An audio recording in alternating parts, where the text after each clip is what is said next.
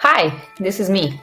I consider myself a digital nomad, so you can never be too sure where I wake up.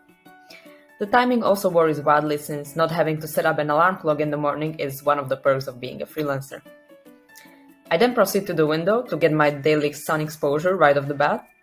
I do some light stretching, I take a cold shower, and I make my cup of tea.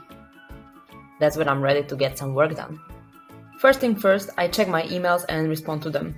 These are usually either some further instructions for current projects or feedbacks from the clients on finished ones.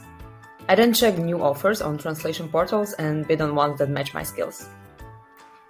During this work block, I tend to focus on jobs from LSPs more though, because they're usually more urgent and come at no specific times.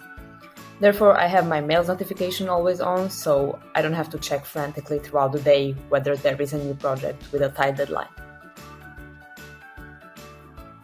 I don't get hungry until around 1 p.m, so that's when I start preparing something to eat. I definitely notice a difference as far as my productivity goes when I take time to prepare a balanced meal compared to a less nutritious one. If the weather allows, I usually go for a walk to get my steps in and mentally prepare for the rest of the day. I also made it a habit to listen to podcasts in my source languages while walking as a part of language maintenance. So, I think I do most of my work in the evening just because the majority of people are done with theirs, so I'm not constantly bombarded by emails or other notifications. I aim for at least 2,000 words per day, but that amount depends on several factors such as my familiarity with the subject or the amount of research needed to decode the terms in their specific context. Since I'm a generalist, I translate something different every day.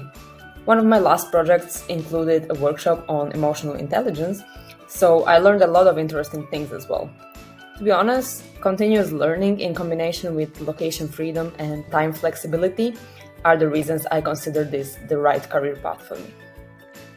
However, I'm not good at taking breaks from work, and this tends to show after a couple of hours of sitting down at my desk when I do basic errors. What I use then is this technique.